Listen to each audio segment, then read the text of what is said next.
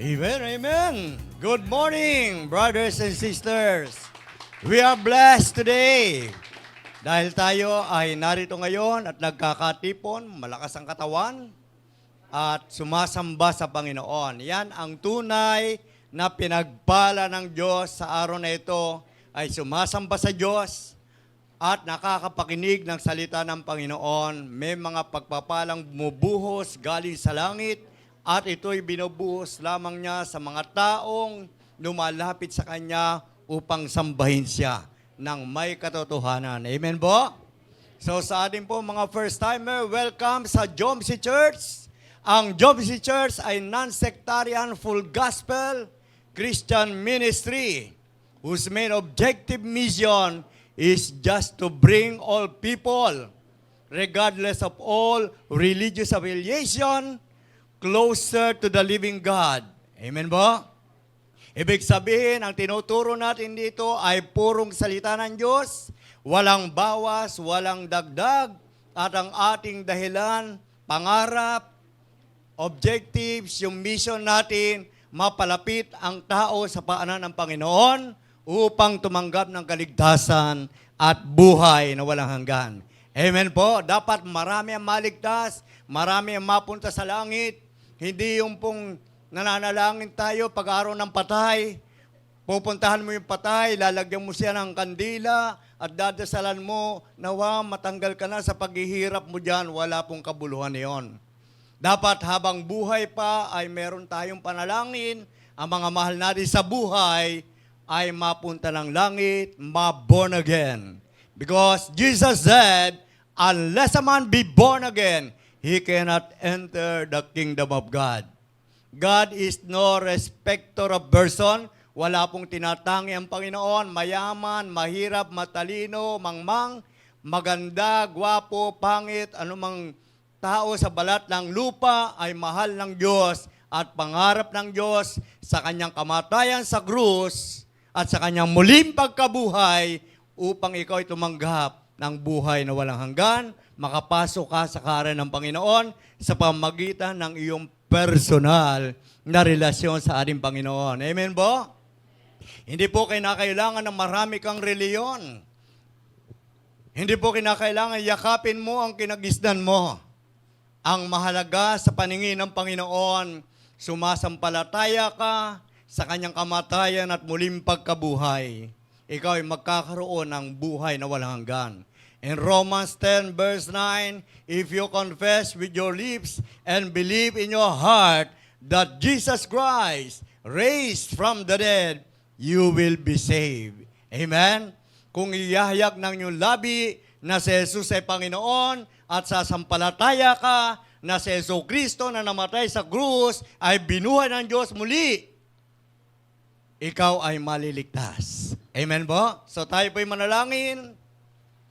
Minamahal namin Diyos na nagplano sa kamatayan ng Panginoong Yesus at binigay ang kanyang bugtong na anak. Kami po'y lumalapit sa iyo sa pangalan ni Jesu Kristo at kami nagpapakumbaba. Minsan pa, Panginoon, buksan mo ang aming mga kaisipan, ang aming mga puso, Panginoon, ay buksan mo rin upang malaman namin ang katotohanan na magpapalaya sa amin sa araw na ito.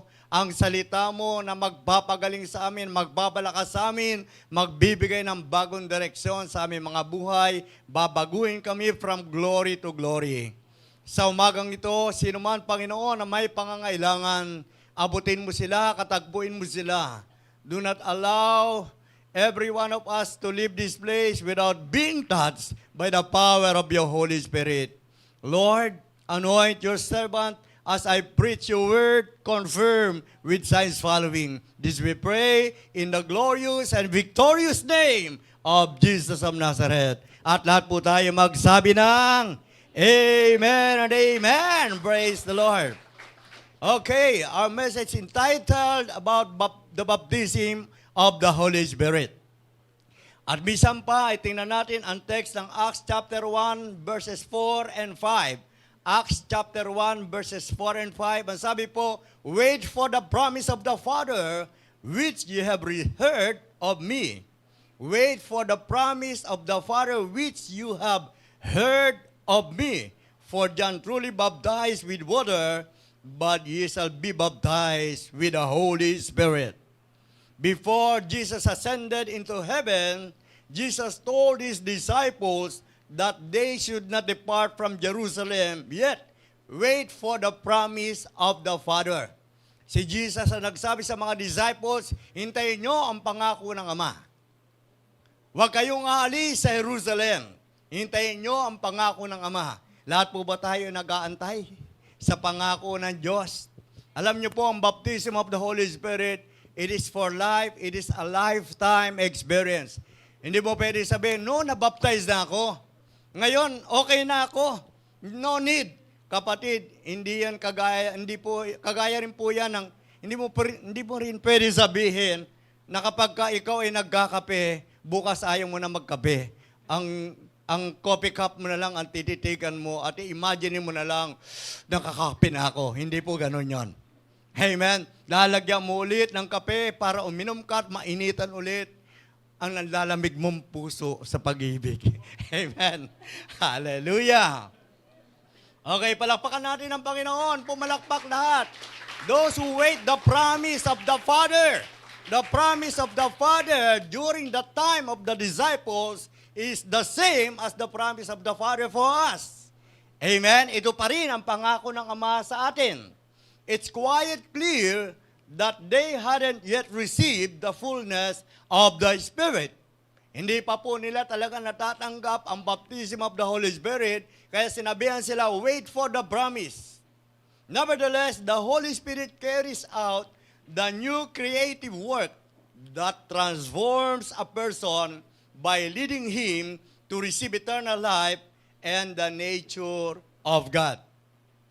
Meron pong bagong ginagawa ang Panginoon, ang Holy Spirit. He create a new work that transform a person at ililid ka to receive eternal life and the nature of God. But the Holy Spirit goes a step beyond the regeneration, and that what the baptism of the Holy Spirit is all about. Meron pa, kahit ikaw ay na-regenerate, na born again ka, there is a step beyond. Meron pang gustong gawin na hakbang ang banal na Espiritu, at ang ibig sabihin niyan ay baptism of the Holy Spirit. Ano ba yung regeneration? Ano ba itong ibig sabihin ng regeneration? Regeneration is not the same experience as the baptism of the Holy Spirit. Of course, both regeneration and the baptism of the Holy Spirit could happen at the same time. Pwede ang mangyari na ikaw ay ma-born again, napatawad ka sa kasalanan, naligtas ka, nagkaroon ka ng pangalan sa langit, at the same time na-baptize ka ng Holy Spirit. Pwede po yan. Mangyari. Possible. But in other cases, there is an interval of time between the two experiences. Minsan po ay talagang meron pong pagkakalayo yan. May interval. Hindi po palaging sabay nangyayari. In the Bible, there is clear mention of born-again believers who had not yet received the baptism of the Holy Spirit. In fact, that is the difference between regeneration and the baptism of the Holy Spirit. We are so blessed today, brothers and sisters. Nililid tayo ng Panginoon na maintindihan natin, maunawaan natin, ma-experience natin, maranasan natin ang baptism of the Holy Spirit. Amen? We are so blessed. Kaya huwag kang uwi na hindi ka pa nabaptize. In Acts chapter 8, verse 5 to 13, it describes the scene of Deacon Philip preaching the gospel in Samaria. And account goes on to say that a great number of men and women believed the gospel and were baptized. Kung titignan po natin, babasahin mo yan, Book of Acts chapter 8, verse 5 hanggang 13, ay marami pong naniwala sa salita ng Diyos, sumampalataya sa salita ng Diyos, at sila ay nabaptized. Amen? Though they believed, they were baptized, they were by no means baptized with the Holy Spirit. Nabautismuhan lang sila sa pangalan ni Jesu Kristo. Iba ang I baptize you with the I baptize you with the Father, the Son, and the Holy Ghost. Iba po yun. Iba po ang baptism of the Holy Spirit. In Acts chapter 8, babalikan natin, kung babasahin natin ang context ng verse 14 to 17, as they received the word of God, only they were baptized in the name of the Lord. But when the apostle laid hands on them, they received the Holy Ghost. Doon lamang sila nakatanggap ng baptism of the Holy Spirit nang sila ay ma-lay hands.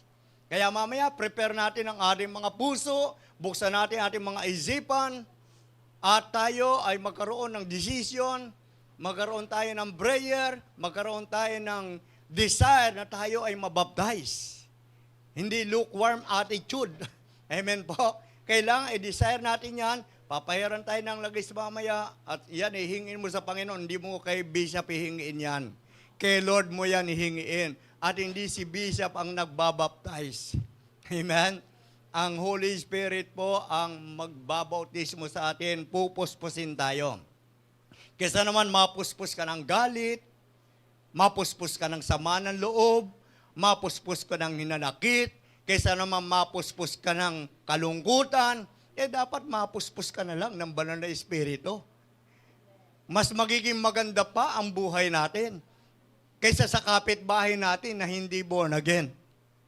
Amen? Kasi pag hindi ka baptized ng Holy Spirit, parang hindi malayo yung buhay ng kapitbahay mo na hindi born again at yung buhay mo na born again.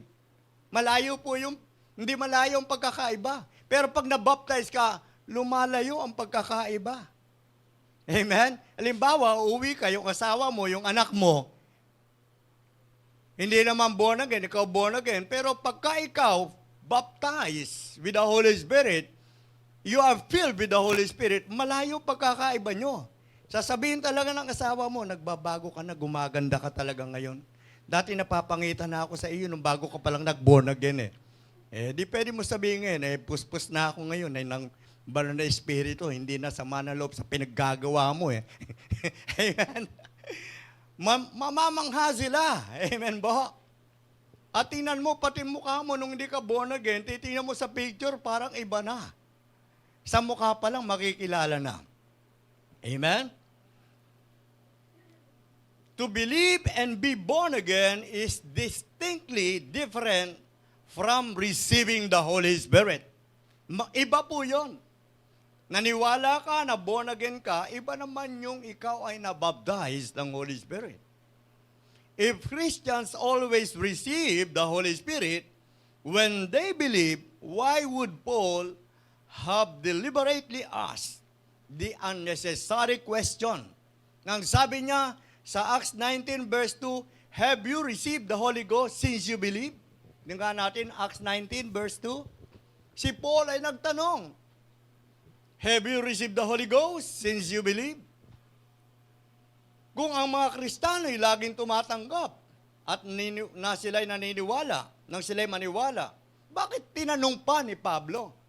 May verse ba tayo dyan? Acts 19 verse 2. He said to them, did you receive the Holy Spirit when you believed? And they said to him, no. Sumagot po sila, no. We have not even heard whether there is a Holy Spirit. Pero, itong mga Kristiyano na ito, sila ay naniwala. Amen? Pero ang tanong ni Pablo, tinanggap nyo na ba? Napuspos na ba kayo? Nabaptized na ba kayo? Yan po ang marami sa church. Okay lang na ma-born again, pero dapat dinidesire pa rin natin, pinapag-pray pa rin natin, nagdi-decide pa rin tayo na mabaptize tayo ng Holy Spirit. Before the believers at Ephesus received the Holy Spirit, the church was miserable. The church was weak, and the church was sick. So, tinan mo ang Ephesus. Miserable ang buhay nila. Believers na sila. Mananampalataya na sila. Born again na sila. Manggagawa sila ng Panginoon. Pero miserable pa rin ang buhay. Mahina pa rin nila lang. Amen? Masakitin pa rin. Alam mo yung mga, hindi ka man nagkakasakit, pero yung maramdamin ka, parang masakitin na rin yun. Natatangay pa rin ang kampi-kampi. Amen. Pagkakabahabahagi, natatangay pa rin ng mga tukso. Kaya miserable. Born again na miserable. Pastor na miserable. Amen. Dapat yung asawa ng pastor na be-bless. Amen. At yung pastor nagbe-bless. Ngayon po, tapos na yung month of appreciation Sino i-appreciate mo na pastor? Sino i-appreciate ng Lord na mga believers, mga workers? Alam nga namang i-appreciate kayo pare-pareho. Although God is a just God and no respecter of person, pero iba naman ang Diyos. Meron ding tinitingnan ng Panginoon.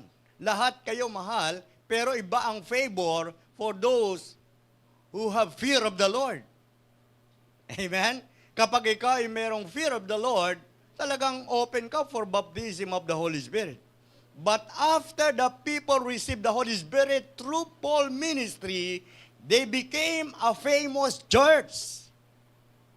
Amen? Hindi man malaki ang simbahan, hindi man marami ang supporter ng simbahan, pero kung ang simbahan naman ay filled with the Holy Spirit, with anointing of the Holy Spirit, famous ka. You are a famous church. Bakit?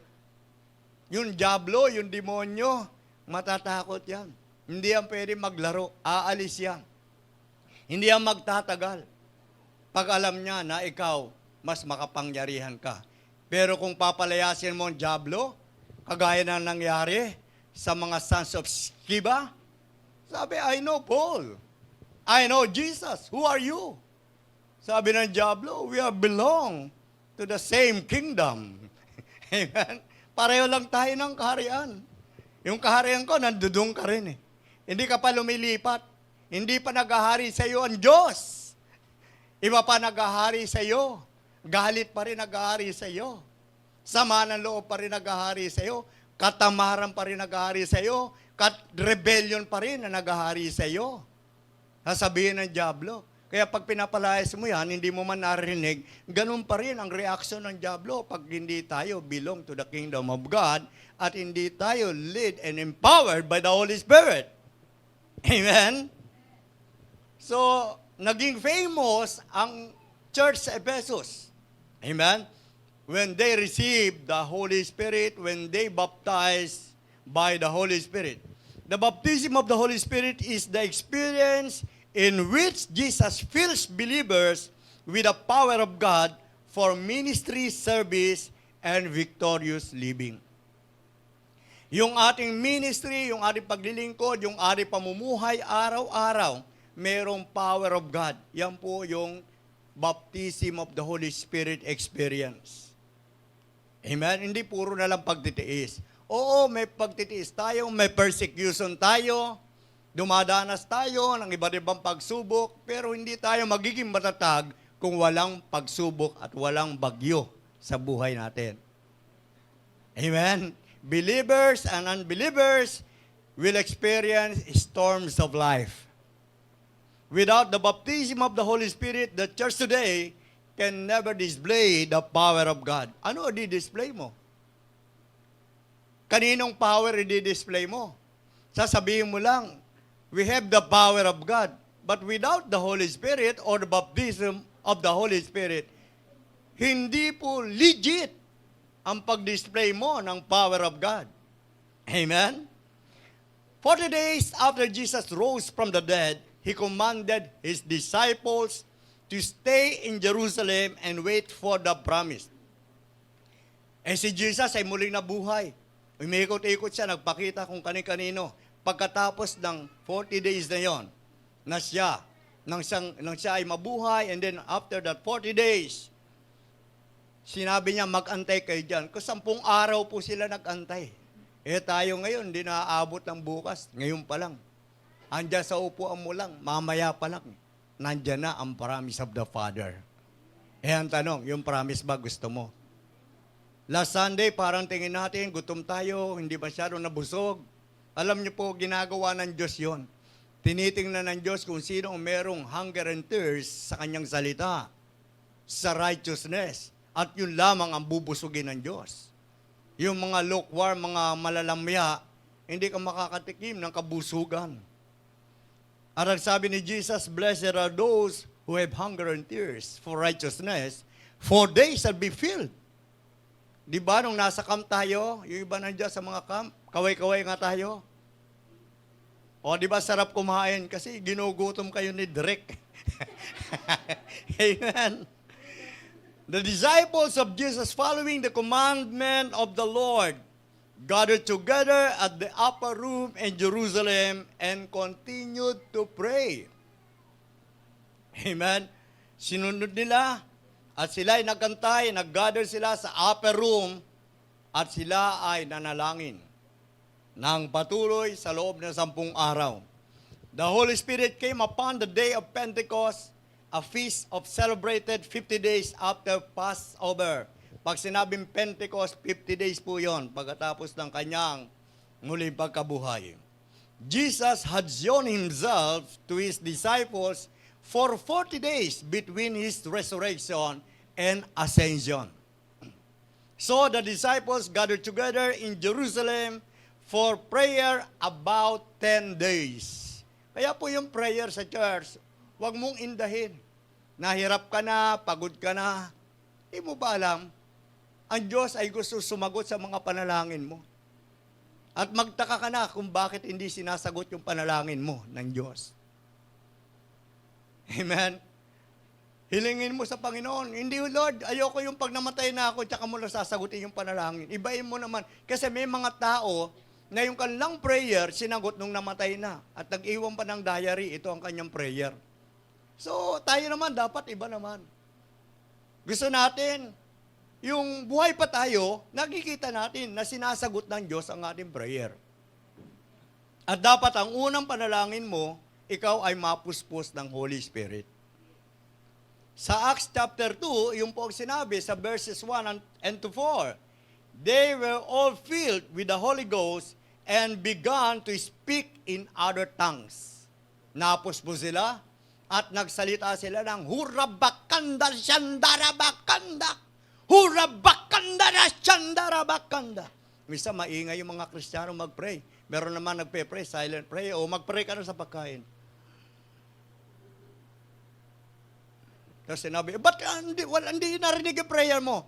Silent prayer. No? So may mga tao talaga po na silent prayer. Siguro meron din gumagawa dito no, ng mga silent prayer. No? May point ka kasi baka marinig ng diablo ay marites ka pa do sa prayer mo. May point ka, no? Kaya tama rin 'yan, yung silent prayer, no? Pero wag na lang puro silent, no? Pero pakinggan mo rin dapat kung may sinasabi ang Panginoon. At baka sabihin ni Lord, speak, magsalita ka naman. Lagi na lang silent, no? Ano, monk's time? Peter, immediately after he had received the baptism of the Holy Spirit, he stood before a group of multitude people, flocked around, and lifted up his voice. Nagsalita si Peter kasi nagkahapus-pusa na, dumating na yung baptism of the Holy Spirit sa Acts chapter 2. Nagpaliwanag si Peter. He claimed that this was that which had been spoken of by the prophet Joel. Prophecy pa lang sa Old Testament na ang sabing ganon, in the last days, Prophet Joel says, I will pour out my spirit, says the Lord. 800 years before that God would pour out His Spirit upon all flesh. So napakahaba ng panahon, pero dumating pa rin ang pangako ng Panginoon. Amen? In Acts chapter 8, verse 17 to 19, nag-lay hands na po ang mga lingkod ng Panginoon. Then lay their hands on them and they received the Holy Ghost. Kaya meron tayo ditong laying on of hands. Inililehas tayo, pinapatungan tayo ng kamay, and then iba-iba ang nararamdaman natin. Minsan mainit, but mainit nararamdaman mo kasi nanlalamig ka na siguro kay Lord. Bakit minsan naman ang lamig na nararamdaman mo, nire-repress ka ng Lord. But naman pag nilihas ka, umiiyak ka, no? At naalala mo ang kabutihan ng Panginoon. Yung iba naman, nai-slain, no? Napupuspos sila, natutumba sila. Naalala ko yung ating new life dito, no? Talagang nagkapuspusan. Hindi ibig sabihin tapos na ang Diyos. Habang nandirito pa tayo, gusto pang gumawa ang Diyos sa buhay natin. Alam niyo po ba sa Book of Acts, wala pong naghihirap, walang nagdarahop. Nang sila ay mabaptize ng Holy Spirit, nakakatulong pa sila sa gawain ng Panginoon. Hindi sila yung nagtitipid, wag na natin ibigay ito kay Lord. Saka na lang tayo magbigay kay Lord kasi mahirap tayo eh. Hindi po sila ganon. Sila, nang sila ay mabaptize, na mapuspos sila, talagang pinagpala pati ang kanilang bulsa, ang kanilang kaperahan. Hindi nila pinagdadamot. Hindi nila pinagdadamutan ng Diyos. Lord, saka na lang ako magtatay sa, alam mo naman, ang dami kong bills ngayon. Naputulan pa kami ng kuryente. Hindi ganun sila. Yung pagpapala, dumadaloy, bumubuhos, kagaya ng pagbuhos ng banal na Espiritu. Yung ikaw ay mabuhusan, mapuspos ng banal na Espiritu, kasunod na ang pagpapala, kaysa naman mapuspos ka ng galit. Amen? At ng pride. They received the Holy Ghost nang sila'y nilehans. Maging sa Acts 10, verse 44 to 46, Cornelius the third recorded experience of receiving the fullness of the Holy Spirit. Si Cornelius, makikita natin sa Book of Acts. Pangatlo siya sa nakaranas ng baptism. Just as Peter spoke these words, the Holy Spirit suddenly came down upon all the people who heard it. For they heard them speak with tongues and magnify God. Acts 10, 44 to 46. So if we look into how one receives the baptism of the Holy Spirit, we must investigate. Meron tayong iimbestigahan ngayon. Amen? Para malaman natin. Ano ba? Kung titingnan natin, no? Paano ba makatanggap ng banal na Espiritu? Paano ba mapapasa atin ito? Paano ba natin ma-experience ito? Mag-imbestiga tayo. How the early church received the Holy Spirit. We cannot receive the Holy Spirit if we are in half doubt about our own desire. Wala dapat half doubt o wala dapat 50% sa iyong dinidesire ngayon. Problema na ni Lord yun, kung nag-desire ka na 100% at umuwi ka, na yung dinidesire mo, parang walang confirmation, hindi mo na problema yon. Magiging problema mo lang, hindi ka nag-desire. Kasi iba-iba ang pagkilos ng Panginoon. Hindi kagaya ng pagkilos sa katabi mo, yung katabi mo, iyak na. Yung katabi mo, bumabalentong na.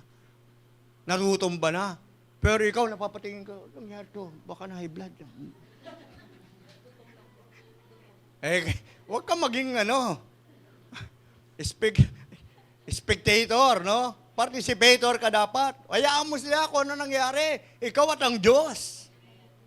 Dahil gusto mo maranasan si Lord. Amen? Wala pong imposible sa Panginoon. Kayang katagpuin ng Diyos ang lahat ng kahilingan mo. Amen? So don't be in a half doubt about your own desire. God can give us the baptism of the Holy Spirit, but if we pray with lukewarm attitude, no matter how long we pray, we cannot receive the Holy Spirit. Ayaw ni Lord ang mga malagihay, mga maligamgam. Amen? Mga lukewarm, no? Na prayer. Ayaw niya yon. Yung mga maligamgam, hindi malamig, hindi mainit. Ayaw ni Lord yon. Sinusuka nga yun. Hindi yung bagay sa katawan ni Kristo. Di ba may mga tao, bata, na minsan pag pinakain mo at hindi kayang tanggapin ng katawan, sinusuka. Marahil yung iba sa atin, nakakain na rin na hindi gusto ng katawan natin, sinuka natin. Lalo na kapag na-acid ka ng coffee, no? Nagsangyup ka, no? Pagtapos mo magsangyup, no? Kung minom ka ng maraming coffee, so ma-acid ka nun, no? Pero siguro kung matibay sikmura nyo, hindi siguro pwede, pero may nakaka-experience ng ganon. Pag hindi gusto ng katawan, yung pumasok sa kanya, ito ay naisusuka. Ganon din po ang tawag sa mga Kristiyanong mga lukewarm. Sinusuka ni Kristo. Isusuka kita, sabi ni Kristo. Ayaw niya sa kanyang katawan ang mga malagihay. The blessing of the fullness of the Spirit of God always come when make up your own mind that you will not live without having the answer to your earnest, desperate need. Taimtim ba yung iyong pananalangin? Amen? So number 1, imbestigahan natin the believers in Samaria. Isang lugar ito na kung saan ay sinabi ng Panginoon sa Acts chapter 1 verse 8, ang sabi doon, you will receive the Holy Spirit when the Holy Ghost come upon you, and you shall be my witnesses both in Jerusalem, Judea, and Samaria, and unto the uttermost part of the earth. So the believers in Samaria, sa Acts chapter 8, 15 to 17, received the Holy Spirit when Peter and John laid their hands on them. Inilehan sila ni Pedro at ni Juan, ang mga mananampalataya ay tumanggap ng banal na Espiritu, ng baptism of the Holy Spirit ng mga taga-Samaria. Pangalawa, the same experience happened to Paul. Si Pablo mismo naka-experience ng baptism of the Holy Spirit, kaya siya naging effective. Amen? Kaya siya ay naging productive sa ministry. The same experience happened to Paul, who received the Holy Spirit when Ananias laid hands on him. Tingnan natin ang Acts 9:17 to 18. Acts 9:17 to 18. Tingnan natin yung verse. Nilehan si Paul ni Ananias. Hindi ito yung Ananias sa Sapphira. Iba po ito. Ito yung mga sinungaling sa pera. Ito yung namatay dahil sa pera. Yung iba rin, minsan namamatay yung pananampalataya dahil sa pera. No? So Ananias departed and entered the house, and after laying his hands on him, said, Brother Saul, the Lord Jesus, who appeared to you on the road by which you were coming, has sent me, so that you may regain your sight and filled with the Holy Spirit. Verse 18, and immediately there fell from his eyes something like scales, and he regained his sight, and he got up and was baptized. So si Pablo, nang siya inilehan si Ananias, may nawala sa mata niya na nakatakip, kaya nga hindi siya nakakakita, may nangyaring miracle pa. Na-baptize pa siya ng Holy Spirit, napuspos pa siya ng Holy Spirit, meron pang miracle. Hindi po nabibili ang miracle na galing sa Panginoon. Hindi po binebenta ng Lord. Binibigay ng Lord iyan para sa kanyang mga anak. Sabi nga ni Lord, yung mga tao nga dito, yung mga tatay, yung mga magulang, pag humingi ng tinapay yung kanilang anak, hindi naman binibigyan ng palaka. Amen? Pag humingi ng isda, hindi naman binibigyan ng ahas. Pag humingi ng tinapay, hindi naman binibigyan ng bato. Gaano pa kaya ang ating Ama na sa langit pag hinihingi mo ang baptism of the Holy Spirit? Hindi kaya niya ipagkakait ba ng Diyos yan? Eh gusto nga niya yan eh. Pangako niya nga yan eh. That is the promise of the Father. Ikaw nga pag nangangako ka eh, napapako pa, pero ang Lord, kailanman hindi mapapako ang kanyang pangako sapagkat siya mismo, ang buhay niya pinako para sa iyo. At para maligtas ka. Amen ba? Si Pablo, na-experience niya yun. And isa pa sa imbestigahan natin, the believers in Ephesus. Duse-dusena na mga mananampalataya sa Ephesus ay tumanggap din ng fullness of the Holy Spirit when hands were laid on them by the Apostle Paul. Acts 19, verse 6 and 7. Tinangan natin. Acts 19, 6 to 7. Duse-dusena. Amen? Ang tumanggap ng Holy Spirit nang sila ay mailehans. When Paul had laid his hands upon them, the Holy Spirit came on them. Bumaba ang banal na Espiritu nang sila ay nilehans. Amen? Kaya wag mo kokontrolin ang banal na Espiritu, hindi mo kaya yan. Pagka meron nga pong inililehans nung siya matutumba na, tumukod pa siya. Pero hindi po sa pinabayaan, tukod siya ng tukod. Eh, makapangyarihan ng Diyos. Kaya nangyari yung tumba niya pag ganun, no? Minsan ang tumba pag ganun. No ba? So, tingnan mo, paglihan sa kanya, the Spirit came on them. Yun po nangyari sa mga taga-Ephesus. Marami pa nga dyan mga kalaban si Pablo eh. And they began speaking with tongues and prophesying. Isipin niyo po, mag-speaking tongues ka pa, magpa-prophesy ka pa. Amen. Kailangan yung prophecy mo naman, huwag yung gawa-gawa mo lang kasi merong mga nagpa-prophecy. Sa church, trust niya pala yung song leader. Tapos sasabihin niya, sinasabi ng Panginoon, ikaw ro yung aking mapapangasawa. No? Eh kung hindi naman nagrema sa babae, kaya ang ginawa ng babae, humanap na ibang pastor. Halika, sasama kita doon sa kaibigan kong pastor na talagang Kasi sabi ng Bible, yung prophet, subject din sa prophets. Kailangan may confirmation. Dinala doon, sabi ng pastor, huwag kang ganyan mag-prophecy, para kang bula ang propeta niyan.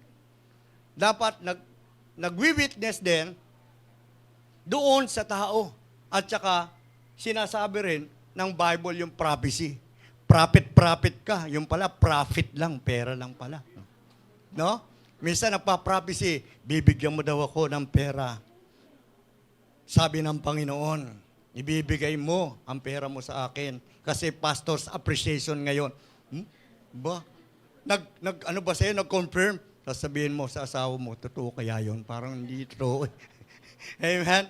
Alam niyo po, ang mga lingkod ng Panginoon, ang Diyos po ang nangungusap sa mga tao para i-bless. Yung pastor's appreciation, maganda naman yan, gusto ko yan eh. Pero mas maganda, hindi lang month of October. Amen? Dapat ina-appreciate yung preaching, hindi yung nandiyan ka, nakikinig ka, daldalan pa. Ang papatamaan ako niyan. No? Alam ko yan si pastor eh. Ano yan eh? Pero ikaw naman gumawa ng yung ginawa mo, dahil alam ng pastor, nung nasama sa preaching, sabi ko na nga, isasama niya sa pulpito. Yung mga ganong attitude, i-respect mo yung presence ng Lord. Amen? Kung alam mo naman talaga na yan ay anointing ng Holy Spirit, yung narinig mo, mas mabuti na lang buksan mo ang puso mo at sabihin, Lord, forgive me. Ako talaga yon. Hindi yung bubulungan mo pa yung katabi mo, sasabihin mo, sabi ko na nga, papatamaan ako. Hindi ba kahapon yun yung nangyari? Hindi po yung puspos. Amen? Puspos ng rebellious yon. So, dozens of believers in Ephesus received the fullness of the Holy Spirit when hands were laid on them by the Apostle Paul. Today also, it is known that you can receive the fullness of the Holy Spirit when hands are laid on you with prayer. Meron po experience kung kayo ay familiar kay Charles Finney, a 19th century revivalist and evangelist. He travels all over the world.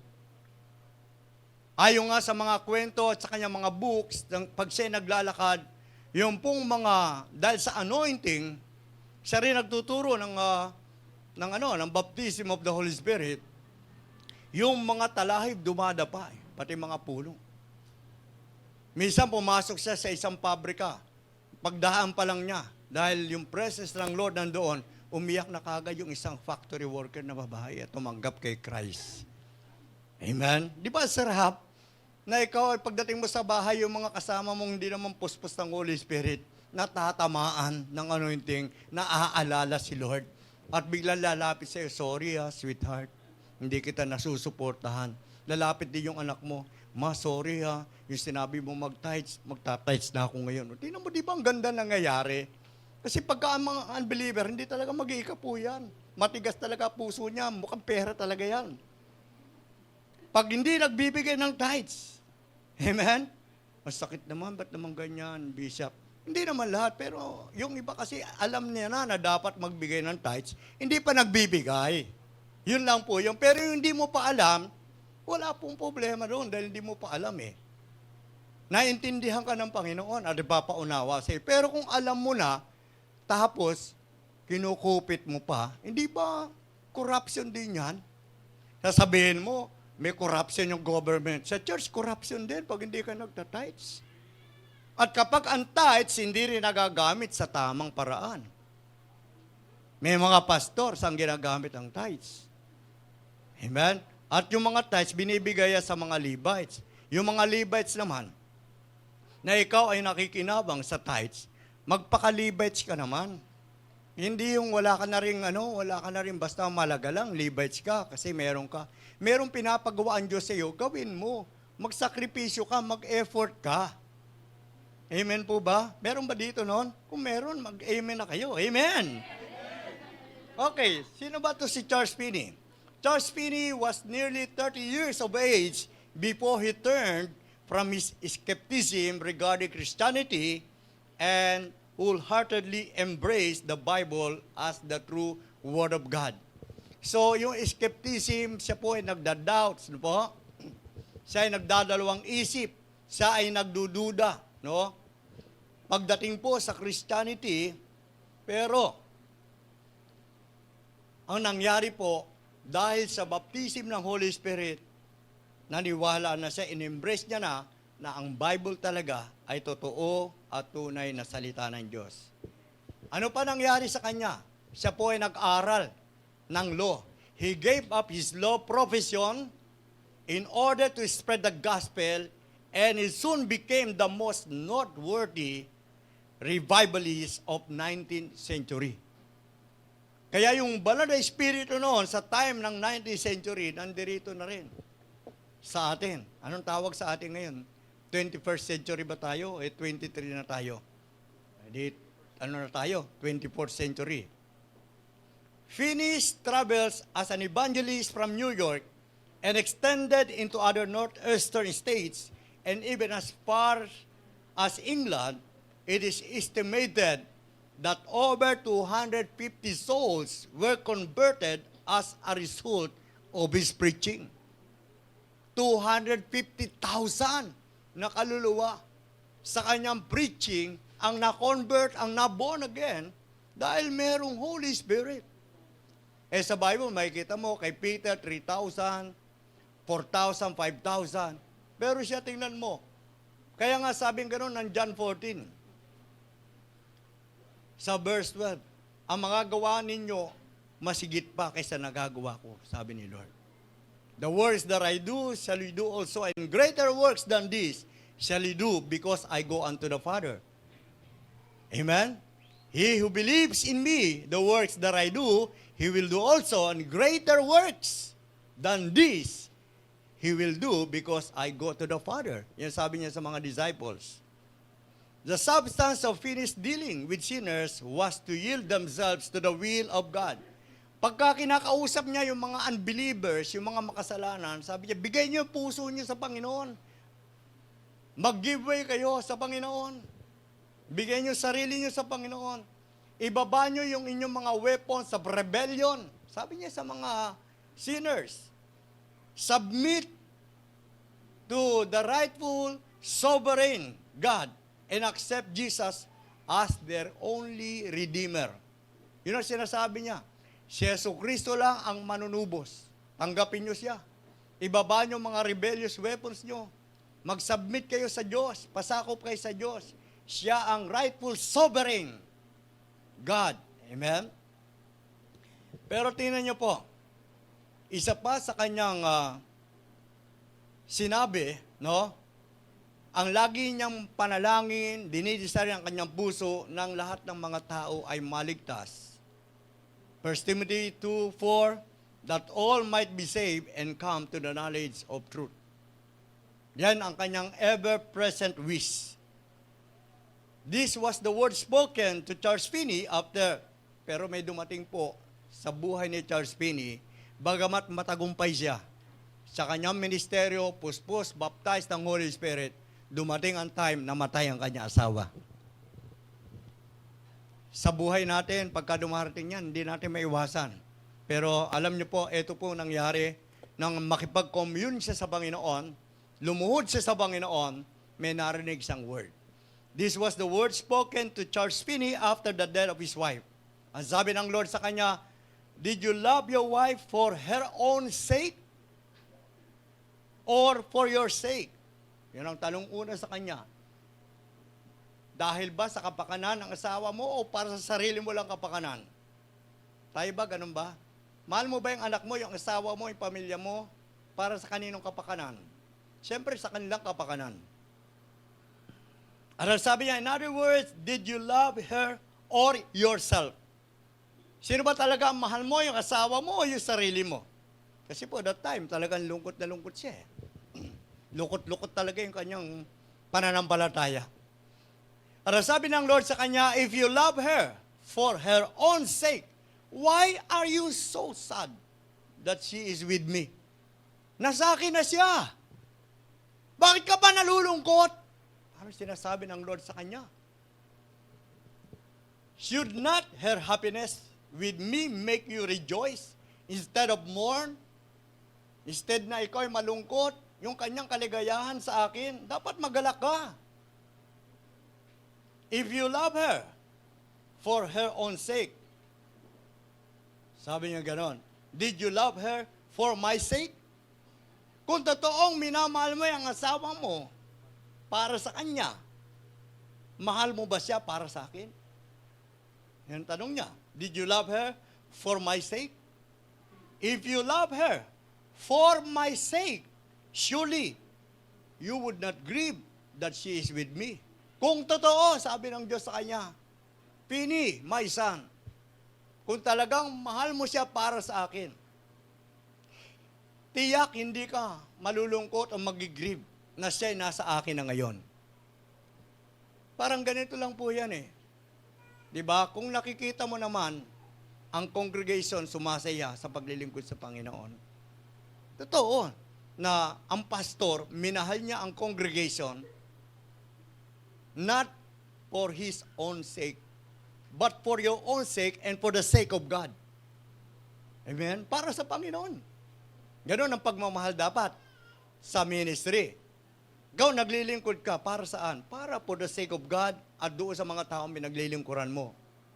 Kaya nga may pastor na nakikita niya yung kanyang membro na sinasaway niya kasi mag-girlfriend, mag-boyfriend pa lang, umaangkas sa motor, pero nakikita niya pag yung umaangkas sa motor, na-imagine niya na nahanginan yung babae pag nagdadrive yung kanyang boyfriend.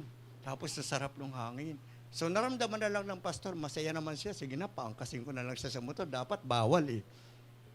Kasi mahal niya talaga. At ang panalangin na lang niya, huwag sana silang mahulog. Hindi mahulog sa motor, no? Hindi mahulog sa tulay, no? Huwag sana mahulog sa tukso ng dyablo. Ganon din sa asawa ni Charles Finney. Ang sabi ni Lord, if you love her for my sake, surely you would not grieve that she is with me. Why do you think of your loss instead of thinking of her gain? Bakit ang iniisip mo na wala siya? Dapat ang iniisip mo, nagtagumpay siya. Sabi ulit ng Lord sa kanya, can you be sorrowful when she is joyful and happy? Alam mo naman masaya siya, malulungkot ka pa ba? O di ba kinanta pa rin ng mga unbeliever yan? Kung liligaya ka sa piling ng iba, di ba? Kinanta nila yan, pinabayaan na lang niya eh. May point yun. Nasa piling na ng Diyos ang kanyang asawa. Ang sabi ni Lord kay Charles Finney, masaya naman siya dito. Amen? Ba't ka malulungkot? Prior to that, Finney said, I can never describe the feelings that came over me after this. Sabi niya, kakaiba ang kanyang naramdaman. Bumalik ulit yung kanyang nararamdaman nung siya ay nabaptize ng Holy Spirit. Amen? It produced an instantaneous change in the whole state of my mind, sabi niya. Nabago talaga yung isip ko.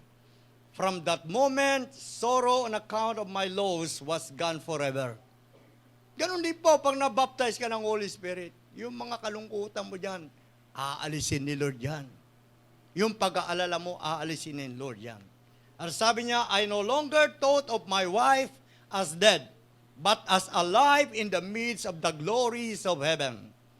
We must accept the reality of conflict from the church, conflict from Satan, and within ourselves. Amen? Talagang merong ganyan, may mga conflict sa church.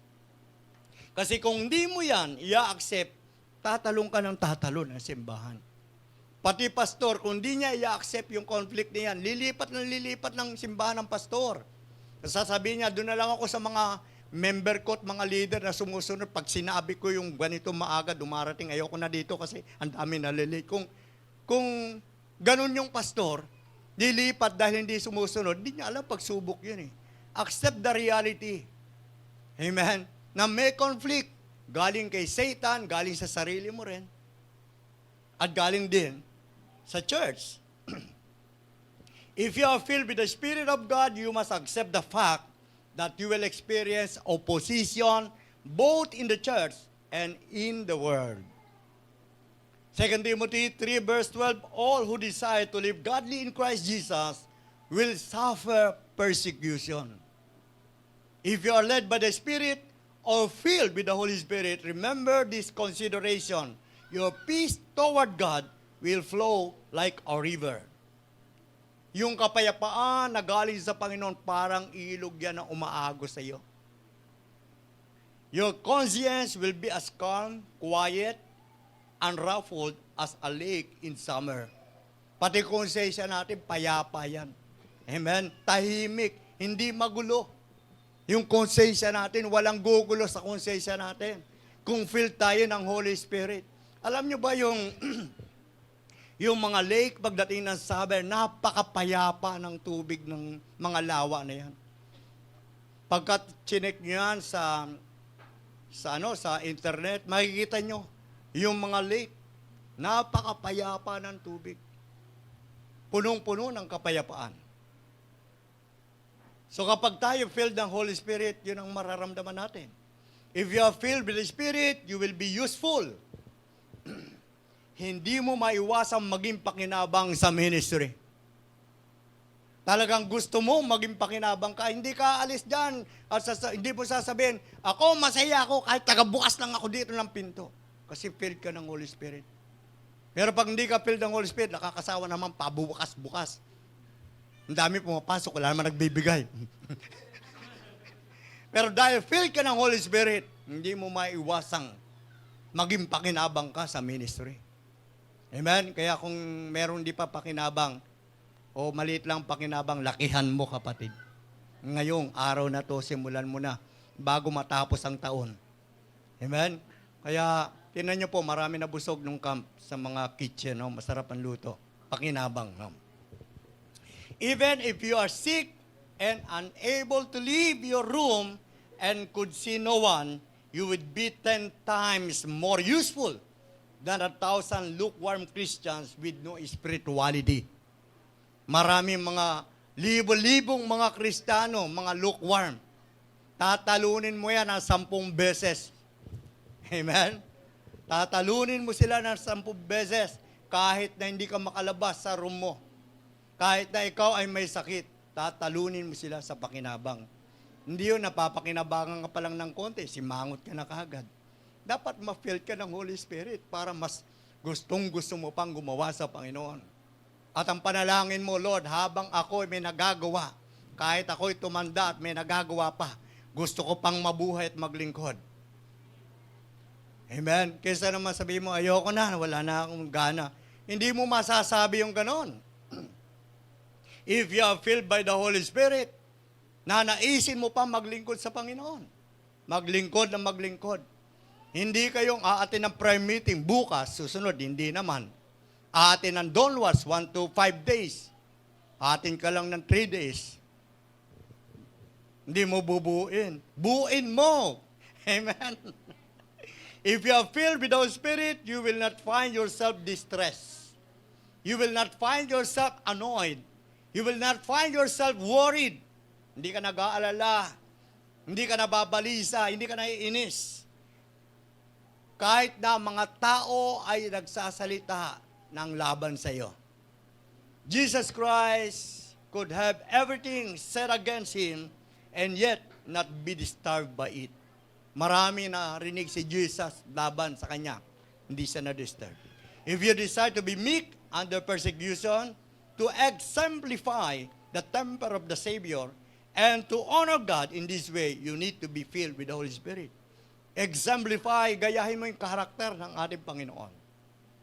If you are filled with the Holy Spirit, you will be wise in your use of means for the conversion of sinners. Maligtas lang siya. Uutakan mo siya. Amen. Hindi mo gagamitin yung mga galit mo sa mananloob at mga pangit na nakikita mo. You will be calm under affliction. You will not be confused or worried when you see a storm coming. People will be astonished at your calm and cheerful disposition under heavy trials. Ma-astonish, mamamangha ang mga tao sa iyo. Dapat mangyari yan. Ang 2 Peter 1:10-11, kaya nga mga kapatid, lalo kayong maging masigasig upang matiyak ninyo na kayo tinawag at pinili ng Diyos. Sa Bible, many are called but few are chosen. Pero sabi ni Pedro, dapat kayo ay matiyak nyo na kayo ay tinawag at pinili ng Diyos. Kung gagawin ninyo ito, hindi kayo matitizod. Sa ganitong paraan, malugod kayong papapasukin sa walang hanggahang kaharian ng Diyos. And brothers and sisters, dapat maging bukas ang puso natin sa baptism of the Holy Spirit.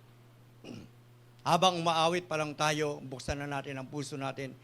At dapat excited ka. Tinangan natin, nasan yung ating, ganito po ang baptism of the Holy Spirit. Tinang mga table dyan. Papakita natin.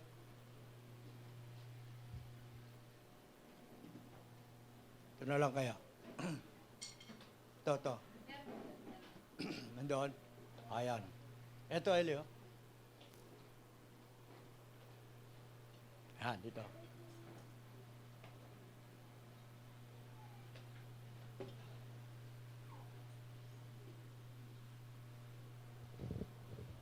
Wala po dapat exempted. Amen? Sabi natin, gusto ko mabaptize ng Holy Spirit. Kailangan seryoso tayo. Amen po? Maliliit lang yan, makikita natin, oh. Yan po yung mga early church. Sabihin natin, ikaw ito. Dahil ikaw ay nag-repent na, makikita mo walang dumi. Sinuko mo na ang buhay mo sa ating Panginoon. Kaya ikaw to ngayon. At ikaw uhaw sa Panginoon, walang-wala ka. Amen? At ito ay pupuspusin ka ngayon, ibabaptize ka, ganito po mangyayari sa iyo. Hindi lang ikaw kalahati. Hindi lang ikaw dagdag ng dagdag. Hindi lang ikaw basta puno. Ikaw ay dapat na-baptize umaapaw. You are baptized with the Holy Spirit. Hindi tumitigil ang pagdaloy ng kapangyarihan ng Diyos.